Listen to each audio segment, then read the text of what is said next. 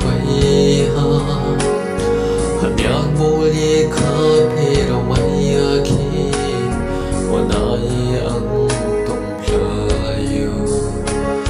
kapang hamyak baye pula pain krike apan na mayo nai sekre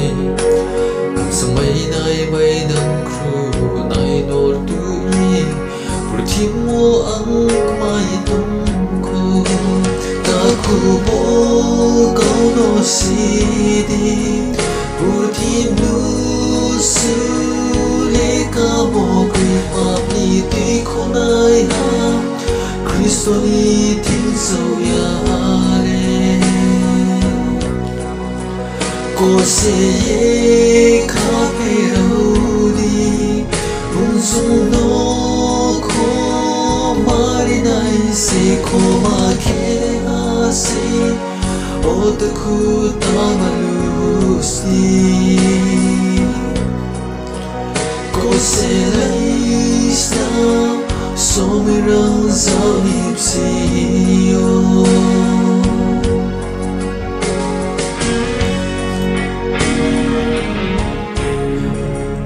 bo prati ni khak sa mong zo to ro po ai nip kha ro wa na ri ap ni sa mong ho tong tho mo so to ro Kristo bay ang nos ko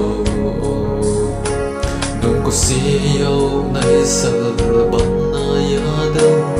purthim so may raw no na ike balung sina ya probun way so mo raw o ta ku sayong lies na ta ku bo kau no sidi purthim nu su le ka mo kri pa ni ti khonai ha Kristo ni tin so ya le ko se ye kha pe ro di bung sung no ko mari nai se ko ma ke ha se o ta khu ta ma lu si ko se lai sa so mi rang sao nip si yo bo purthim ni khak sang mong zo to rau po ai nip kha ro wa na ri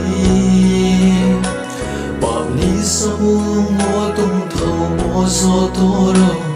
Kristo bay ang nos ko nung ko siyaw na isa labang na yadaw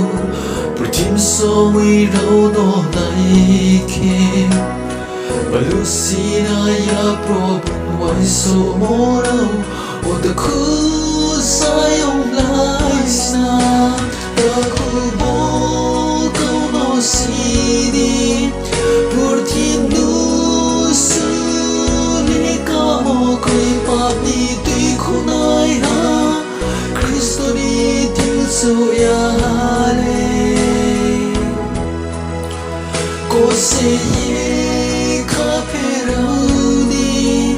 bung sung no ko mari nai se ko ma ke ne ha se o ta khu ta ma lu si ko se lai sa so mi rang sao nip si yo